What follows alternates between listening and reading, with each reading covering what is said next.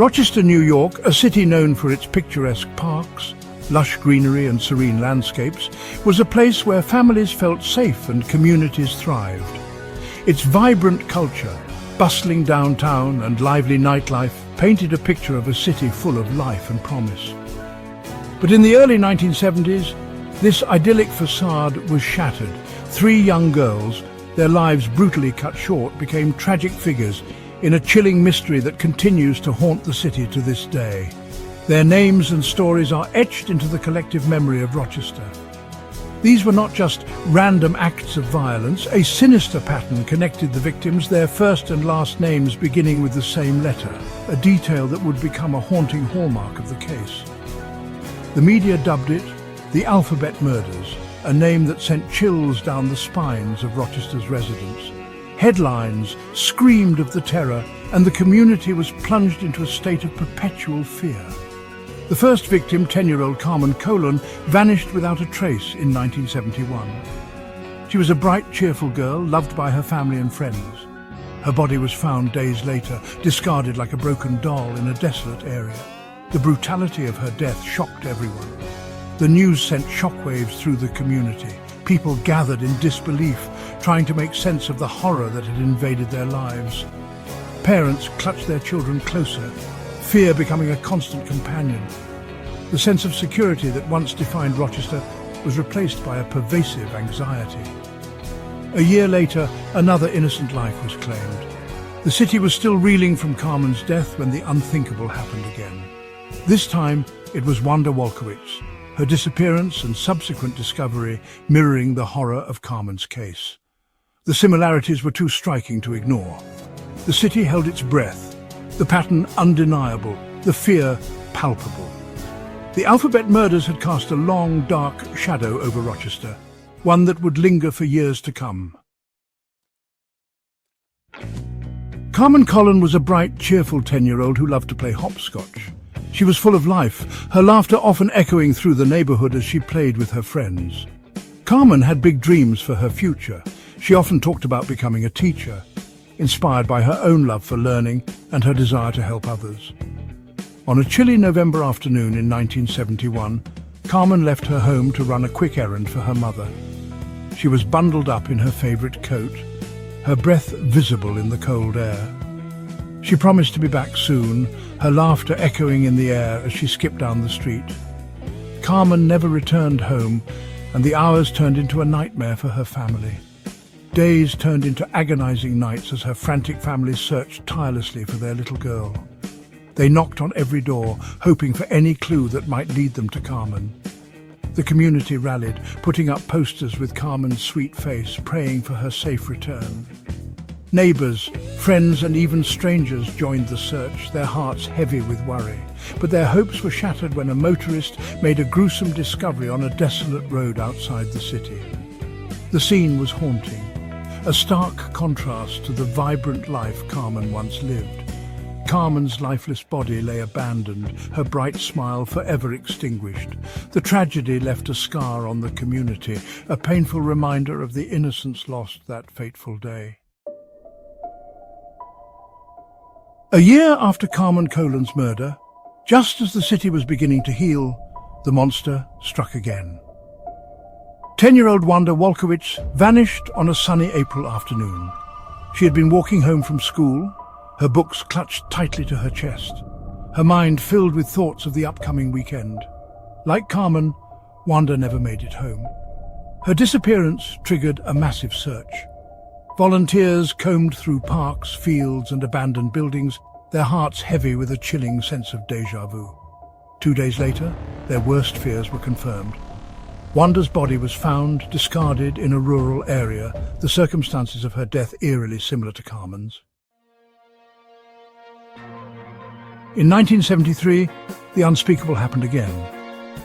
10-year-old Michelle Mainzer disappeared from her Rochester neighborhood. Michelle, a quiet, artistic girl who loved to draw and paint, was last seen walking home from a friend's house. Her disappearance, following the chilling pattern of the previous 2 murders, sent a wave of terror through the community. The city held its breath, praying for a miracle, but the outcome was tragically familiar. 2 days after she was last seen, Michelle's body was found. The location, like the others, was a desolate area outside of Rochester. The cause of death, like the other two, was ruled a homicide. The Alphabet murders, it seemed, had claimed their third victim. Section 5. The investigation begins. The Rochester Police Department faced immense pressure to solve the Alphabet murders. The city was on edge, the fear palpable. A task force was assembled, dedicated solely to finding the monster who was preying on Rochester's children. Detectives worked tirelessly, chasing down every lead, interviewing countless individuals. The investigation revealed chilling similarities in the abductions and murders. All three girls were around the same age, last seen in broad daylight. Their bodies found dumped in remote areas outside of Rochester. The cause of death, while never officially released to the public, pointed to a similar modus operandi. Section 6. A trail gone cold. The Alphabet murders remain unsolved. Despite the tireless efforts of law enforcement, the Alphabet murders remain unsolved. The investigation, though initially intense, gradually lost momentum as leads dried up and witnesses proved unreliable. Years turned into decades, and the case, though never officially closed, faded from the headlines. Over the years, numerous theories have surfaced, some more plausible than others. Some investigators believe the killer was a transient, passing through Rochester when the murders occurred. Others suspected a local individual, someone familiar with the city's layout and able to blend into the background. Section 7. The Shadow of Fear. Rochester remembers. The Alphabet murders cast a long shadow over Rochester. The city, once known for its charm and innocence, bore the scars of the tragedy. Parents remained wary, their fears reignited every time a child went missing, even if only for a short while. The cases served as a chilling reminder that even in the safest of communities, monsters could lurk. The victims, Carmen, Wanda and Michelle, became symbols of lost innocence, their names forever etched in the city's collective memory. Their stories were passed down through generations, a cautionary tale whispered in hushed tones. Section 8. A mother's plea for justice. For the families of the victims, the pain of their loss never subsided. The unanswered questions haunted their waking hours, the lack of closure a heavy burden to bear. Carmen Colan's mother, aged by grief and consumed by the need for justice, never gave up hope that her daughter's killer would be found.